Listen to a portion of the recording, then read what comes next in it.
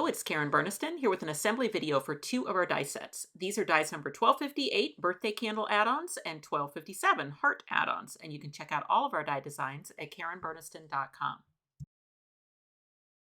The foundation die for these two add-on sets is our Fancy Label Accordion die number 1043. What the add-ons sets do is they create a center section that has pop-up birthday candles or pop-up hearts, but you need the Fancy Label Accordion to make the structure of the pop-up. So what that set of 2 pages that are cut with the add-on sets will do is that they'll add an extra layer of pop-ups. Let's see if I can line this up with just a Fancy Label Accordion that was cut without an add-ons. So you can see the top one, the winter one, is just 2 solid labels, but here, utilizing the add-on set, you have an extra layer of pop-up because that just has a single zigzag and now you've got the double. I decided to just combine the 2 die sets into one assembly video because they really are the same assembly. The only thing that's changing out is the shapes, whether it's birthday candles or hearts. So for the first part of this video, I'll focus on the birthday candles. I'll make a 4-pager that includes the pop-up birthday candles for the center 2 pages and then 2 solids for the outer 2. And then when I get to the hearts, I'll do 2 side-by-side of the pop-up heart add-ons for, again, a 4-page album, but a little bit of a different look. Now, one thing about these add-on pages is that they are going to be glued to your cardstock pages that are cut with the Fancy Label Accordion. So for this add-on set, you don't have to use cardstock. You can actually use pattern paper if you want to. So I just went stash diving. I found a pretty plaid paper, and I'm going to die cut that set of 2 pages.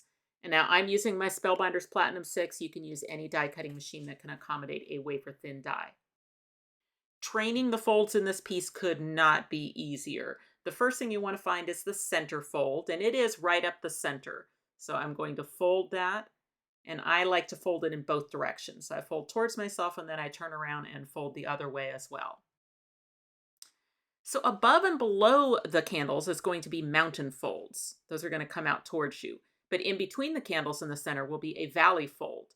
And then I'm just going to make sure that my outer candles are coming forward. I'm going to grab just those outer candles and start folding them like a card towards myself, and the outer area will go the opposite direction. So that is all there is to it. It's really easy to train the folds. You can flatten it right back out again for decoration. There are different ways to style the candles. I'll show a couple different ideas. First, I'll just take advantage of the stencil emboss feature. So I'm going to put those dies through my machine first to emboss them and then to cut them. So it depends on your machine, what the sandwich is, but all of your major die cutting machines have the ability to emboss a wafer-thin die. You just need to figure out what that sandwich is, and you can check with your machine's manufacturer for that. So that's a 2-step process. The first step is the emboss for me, and so you can see it's pushed that paper up through those dies and given them some cool stripes and polka dots, but it is not cut through the paper yet. So now I need to go back through with my regular cutting sandwich to cut them out. Now before I pop those out of the dies, I can take advantage of that same emboss feature can be used as a stencil. And so with stencils, you can either use ink or a pen, and I'm just going to pounce through the dies with some ink. I'm not worrying at all that the purple is getting up into the flame area because I have separate flame dies to cover that up. So if you're embossing the candles, they look great just leaving them tone on tone with that pattern kind of embossed into the candle. The stenciling is another option, and that can be done with or without the embossing step. There is a die in the set that will cut 4 flames for your birthday candles. You don't have to use the separate die for that because that is on the base die, so you could just have the top part be colored in yellow. But I'm using glitter cardstock for that, and I have double-sided adhesive tape on the back of the glitter cardstock before die cutting so that all of my flames will become stickers. And those flames will perfectly color the flame section of the candles. Now, as a way to emboss and die cut at once, you can add double-sided adhesive tape to the back of your cardstock before die cutting the candles. And then that extra layer of tape will give you the cushion you need to push the paper up through the dies and give you the emboss for free. I am realizing that I did not clean my dies yet, so I do recommend if you're using them as stencils that you clean them in between use. And for that, I just use a rag with some water. No need for any chemicals or anything, just squirt it with water and then dry off the dyes. And that way you're not transferring any ink onto your cutting pads. Okay, so like I was saying, with the double-sided adhesive tape on the back, then that is going to stand in for your embossing sandwich. It will give you that cushion that you need, and then you'll get that same embossed look without having to trade out your sandwich for an embossing sandwich. That can be a real time saver. Plus, all your candles then are stickers, so it also saves you the adhesive step. So you can see there's the emboss using the tape. It's very similar to the one that was done with the two-step embossing process. And again, I can use that as a stencil as well. And then just add my flame stickers to the top. Now for some variety, you can cut some of the candles out of pattern paper, or what I decided to do was just find some pretty washi tape and add a few strips across a piece of cardstock, and then now I can die cut some candles out of that. You can also use the dies as stencils with a pen instead of with an ink that you pounce through the die. So the advantage is there is that you don't have to clean the dies. You don't get ink all over your dies, but it takes a little bit longer because of course you got to go in and stencil all of those little circles and stripes. Okay, I put a little piece of white paper behind the pop-up just so you could see where the candles go since I'm working on pattern paper here. Basically, you start with a short candle and just place it so that you have an equal little shadow around it in that far left position.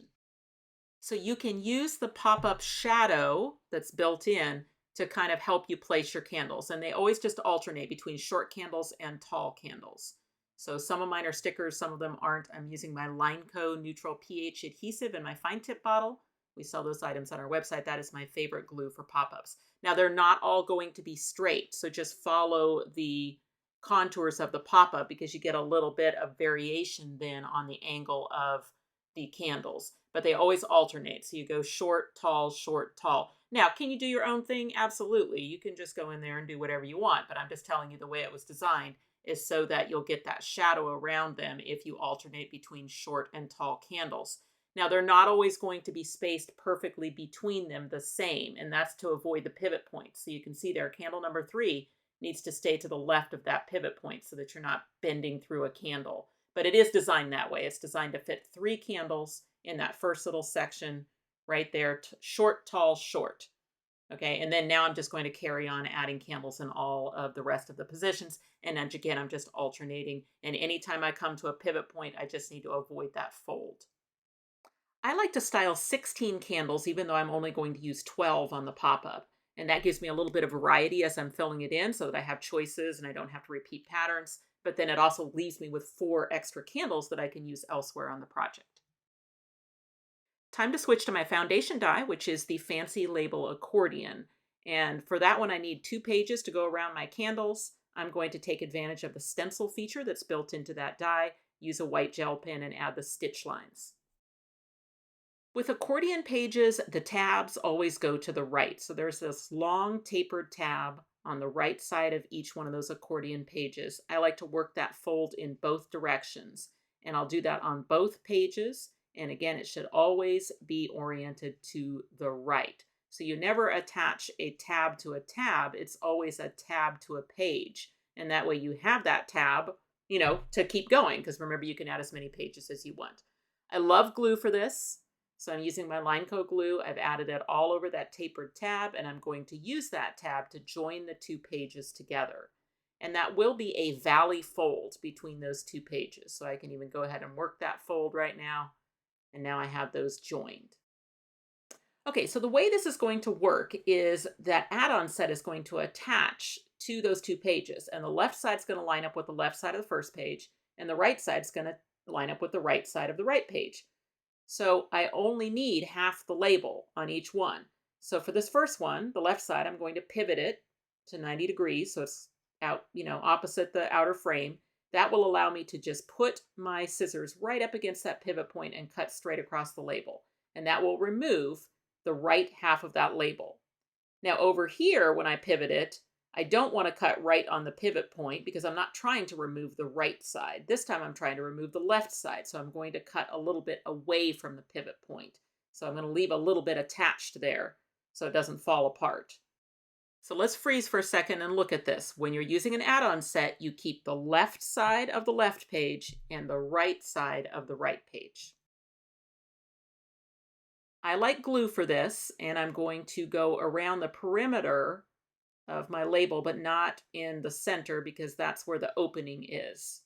See that opening right there? I wouldn't want glue down in there. And technically, I kind of went all the way up to the pivot points, and I shouldn't have done that either. And I'm going to figure that out in just a second here and brush that glue away, but I'll do it better on the second one. So it doesn't really travel all the way up to the pivot point either.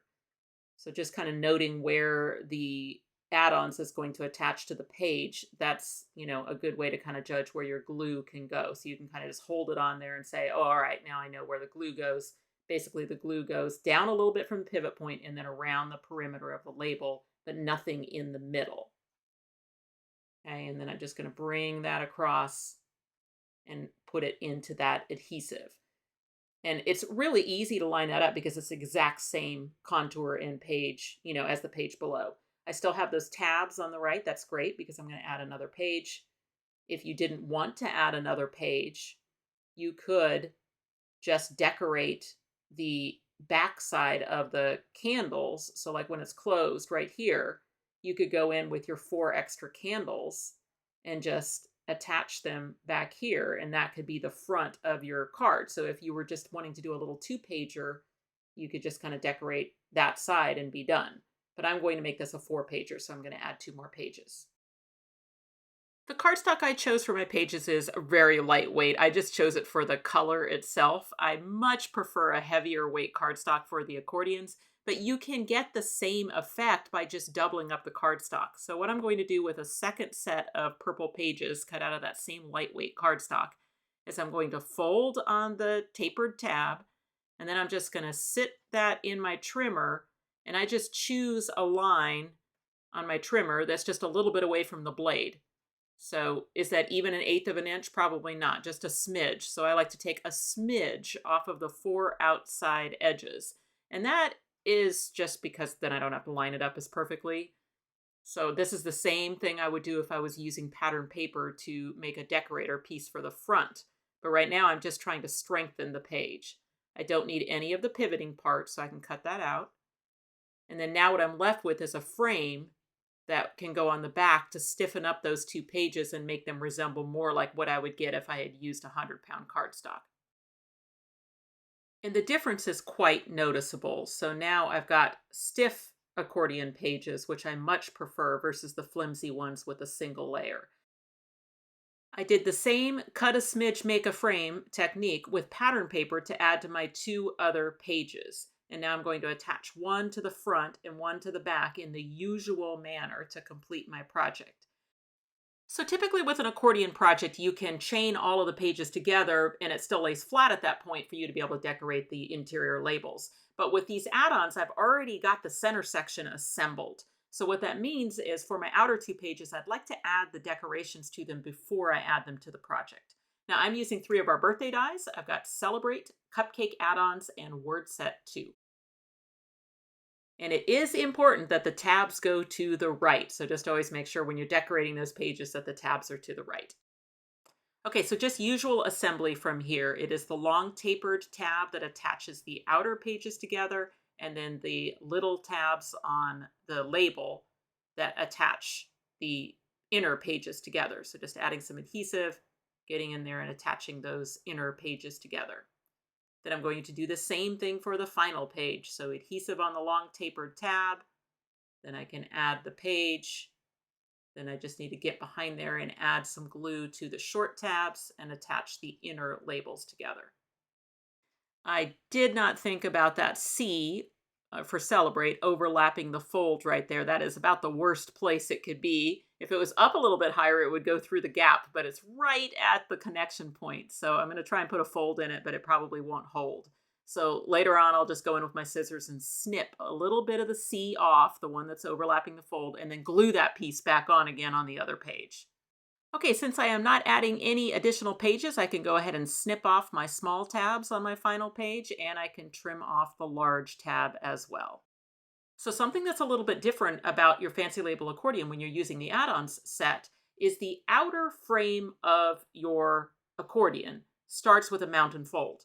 So what that means is the inner label, it's the back of the inner label that is your first page decoration. Whereas what you're used to is the first outer frame is a valley fold that pivots the first label around to become your front decoration. So this is a little different to that. You're going to decorate the back of the first label as the front decoration.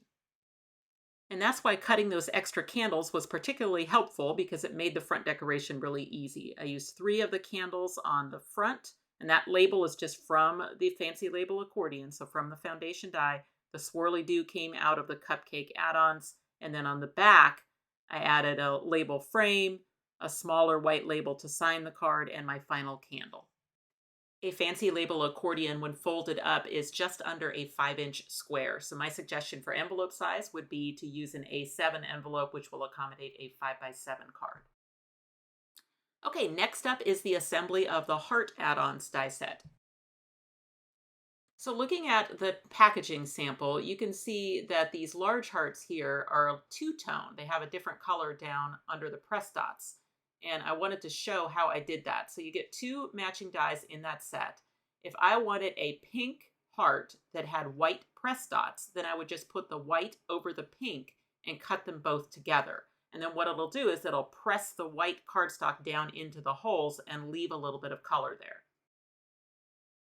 The medium hearts are very straightforward. They just have a little score line, but the small hearts do have an optional polka dot stencil emboss feature on them. So I used the double-sided adhesive tape on the back of the cardstock so that I got the emboss effect without having to change my sandwich. And then now I'm just using a white gel pen to go through and add the polka dots. Once I have my layered hearts the way I like them, then I'm just going to glue one in each of the 4 spots, and I just leave an equal amount of shadow around them. The folding of this piece is just like with the birthday candles. The only thing that's different is that there are hearts instead of candles. So the center fold, I fold in both directions and then bring it back out flat.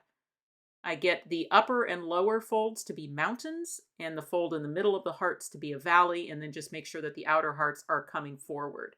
Then I like to grab the outer hearts and then just fold the heart set as a valley fold, and that will make the area around them fold like a mountain. So you'll have those 2 back and forth folds. So here's a styling tip to get that border for around the piece. If you like that look, you can just cut the add-ons set again out of whatever color you want the border to be. And then to get the interior cuts, I'm just going to go to the foundation die, which is the Fancy Label Accordion, and use the largest decorator label die. And I'll just line that up so that the points line up. I'm going to use some temporary tape to hold that into place, and then I'm going to die cut it. Then I just take the die off, empty it, move it to the other side, and repeat the process. Okay, so after die cutting the second side, I'll be left with the perfect little frame, except for those middle portions. I don't really like those, so I'll just take my scissors and just cut straight across and remove them. Just so that I don't have cardstock folds on folds, I'm going to snip about the length of that frame on the fold of the one that I'm gluing to, and then it'll just kind of reduce that fold in a fold tension. On the other one, I actually cut the frame itself on the fold, so either way will work. You don't necessarily have to do it if you're using lightweight materials, but if you're using heavier cardstocks, then you may just want a single fold in that location just so that it opens nicely. Okay, I have my pages ready to go. I just need to work all the folds in the tapered tabs. I like to work those in both directions and do that on both of them. And I've just added pattern paper frames to the cardstock, and I did that same trim a smidge method to do that. Now for the interior labels, on the left page, I rotate the right side forward, and on the right page, I rotate the left side forward. Then I need to trim the labels. So for this right page, I trim off the left side of the label, and I just do that a little bit away from the pivot point.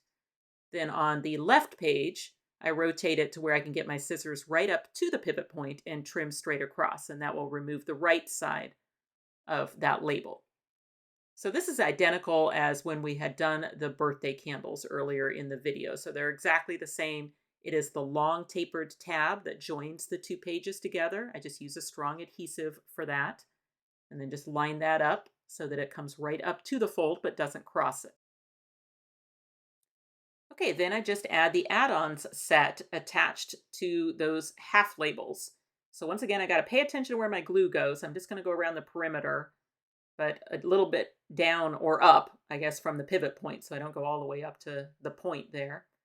Just basically trying to avoid the area where the holes are in the add-ons set. So on this side again, just taking my glue around the perimeter, avoiding the center area, and then just bring that add-ons set right there to those contours. It's going to match perfectly. Okay, so once that is attached, I've got this page set ready to go, and I'm just going to repeat the exact same process to make a second one. With my second set, I trimmed off the tapered tab and the 2 small tabs since I'm not going to continue on. But you absolutely could. There is no limit to how long you can make these. So if you wanted to have a third set of hearts and for a really long, spectacular album, or maybe you wanted to put birthday candles in the center, or maybe you wanted to intersperse some of the solid label sets as a place that you could write personal greetings or have photographs, you really can customize these as you wish. So this is just usual accordion assembly. The long tapered tab attaches the outer frames together, and then the small tabs attach the pivoting labels together. So just some adhesive back behind there and attach those 2 labels together, pinching it until it sets up. And then as I close it the first time, I still keep pinching those tabs just to make sure that they don't pop off. All right, so there it is. There's my 4-pager with 2 side-by-side heart add-ons.